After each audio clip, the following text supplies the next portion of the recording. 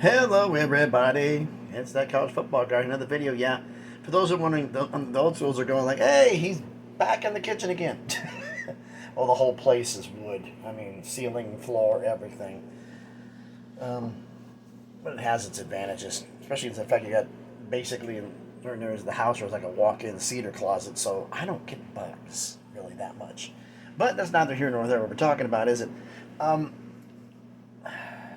we've heard about the revenue sharing idea, that a percentage of revenue. Now the thing is, it's been misclarified. I mean, misclarified. Various reports have had university revenue and athletic department revenue. I'm thinking it's got to be athletic department revenue, because you can't do university revenue, because the academics and the grants and all that's got nothing to do with the athletic department. So athletic department revenue, yeah, I could see that. That would make sense. But then it comes to the fact that, how are we going to implement this? You have to try to implement it across the board. You can't do that. And like I said, revenue sharing, it leads me more and more to thinking we're getting a new subdivision. FAS is going to happen. I see it. I see the fact that you've got all of this going on. You're going to have all of the stuff that's going to be happening here. You're going to have to bring in revenue sharing. Like, first off, who can afford this?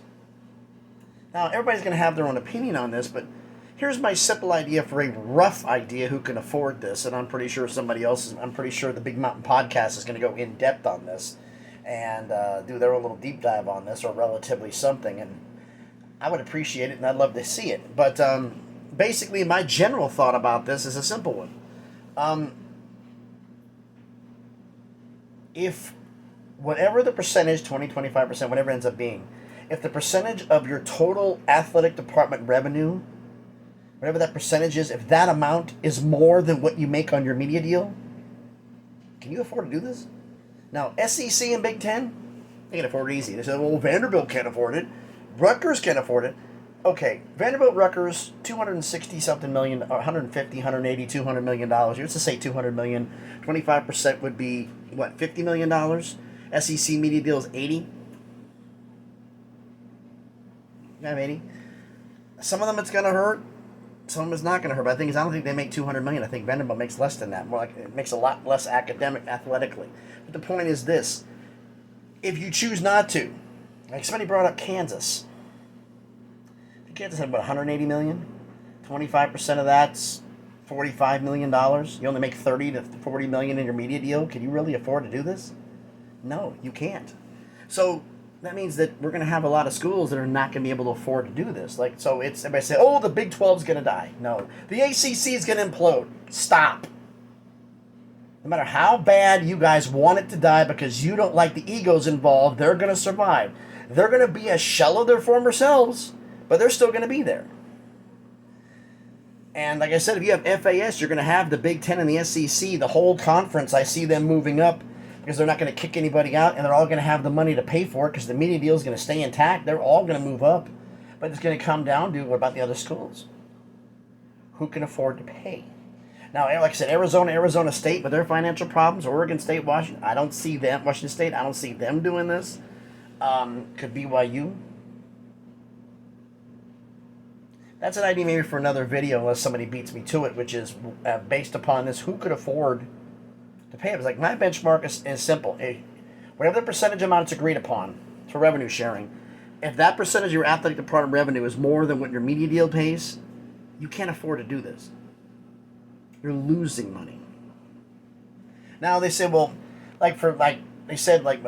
schools making their athletic department revenue, their share would be $43 million or $50 million, let's say, for Northwestern, and they're in the Big Ten. Here you're making $90 million. If you don't go to the Big Ten, and you leave the Big Ten, you get left behind. What are you going to make in the remainder of the G5 or FBS that's left behind? 20 million? 25 maybe? Okay, you say 25 million. Let's just say that. 20 being probably closer, but we'll just say 25 million. You do $25 million. But if you have 90 million you make, you're paying out 50, that leaves you 40. You're still making more with paying the revenue sharing than you are without. But only the ones that are going to be like 200 million plus is going to be the really successful athletic departments. The schools that have all this, Northwestern, they don't really make as much athletically as you think they do. The media deal gives them a hell of a chunk, but it's a lot of the money. So they're going to be able to afford to do this. But the Big 12 schools, the ACC schools, the G5 is out. Well, I take that back. Could Liberty afford it? There's a lot of money behind Liberty. They got $1 billion endowment of their own. Could Liberty afford to do this? Have the finances approve the fact that you would have the money to go there.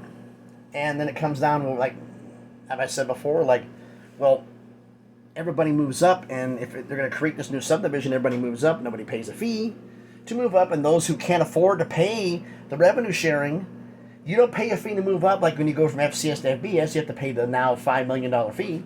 If you're going to FAS, right, when to the formation of the division, nobody's paying to go because it's got to be formed. So nobody pays to go up. Conversely, a right is granted that if anybody can't afford to go and they stay down, they don't have, if the conference moves up as a whole, they don't have to pay an exit fee. They don't have to pay the grant of rights fee. They stay flat and stay behind if they can't afford to do it. Now, could the Big 12 as a whole afford to go? Could the ACC as a whole afford to go? No. Could the two of them combine into two separate conferences? One would be the one that have the money that would move up and the other one would stay behind? Is that a possibility? Possibly. But, you know, it's a lot of moving parts, and this still isn't finalized, so we don't know what this is. But every single thing that's going tells me we're going to get this new subdivision.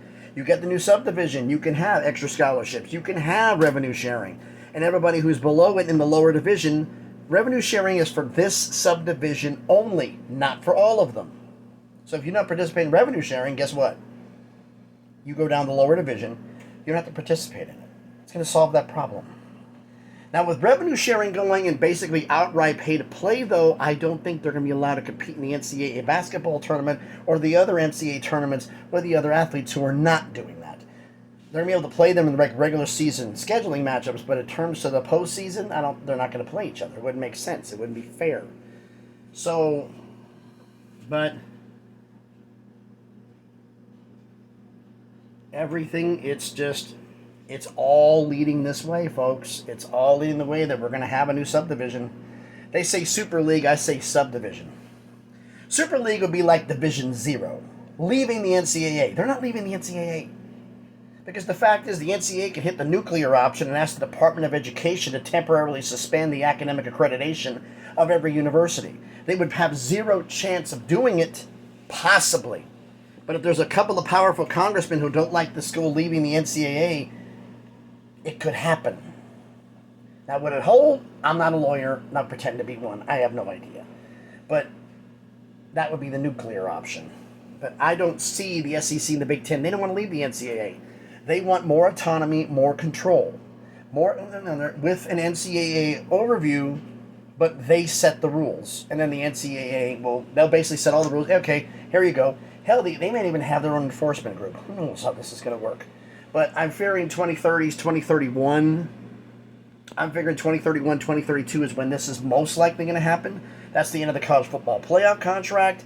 That's the end of the Big 12's deal. So if any Big 12 schools are going to leave to move up, that'd be the time to do it.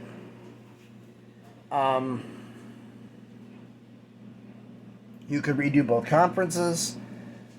Like, I know the fact that this would happen is if ESPN redoes the ESA deal, we're going to pay you your $40 million a year, even when Florida State and Clemson leave, but we're going to have the contract end in 2031 instead of 2037. If this lines up with the Big 12's deal, this is going to happen. So, because that's one rumor I heard from two sources, not enough to confirm. That's why I didn't do a separate video on it. But we're heading that way, folks. We're heading that way. But why don't you let me know what you think about all this down in the comments. So again, thanks everybody for watching. Been a crazy few days. It's Saturday here at home. Gonna be going back out Monday because I didn't get back in until this morning for the week. Left Sunday, got back Saturday. Just was up into upstate Michigan and then came back down. So just the way it works sometimes. It was kind of funny seeing certain things about universities going by, and I'm seeing them like, okay, fine, Michigan has a problem. I'm driving by Ann Arbor. Western Kentucky has an issue with a new player coming in. I'm driving through Bowling Green, Kentucky. I had a problem on there earlier in the week on there with Cormani McLean possibly heading to Ohio State after leaving Colorado when I drove by Columbus and drove by the shoe. Trucking is college football, folks. That's what it is. So, thanks everybody for watching. If you haven't done it already, do me a favor, smash the like button, hit the thumbs up. It helps with the algorithm, helps the video be seen by more people. Comment on the video. FAS, subdivision, we're heading that way. 2030s. Some say it's going to be happening next year. No, too soon, because the lawsuit's going to stretch out. Then North Carolina's going to want to make their move public if they choose to sue. That's down the road. They may wait till 2037 or 2031 or who knows how that works out. So that's down the road. We'll see how that goes. But comment on the video, share the video if you want to, and if you haven't done it already, do me a favor. First off, thanks everybody who subscribed to the channel already. I appreciate every single one of you.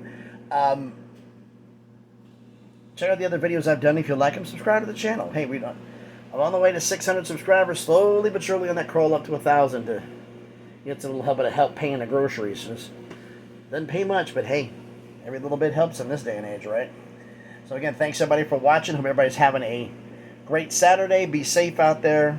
Thunderstorms are crazy around here. So was the wind. I nearly got blown off the road twice on the way home. So be safe out there, and please be good to each other.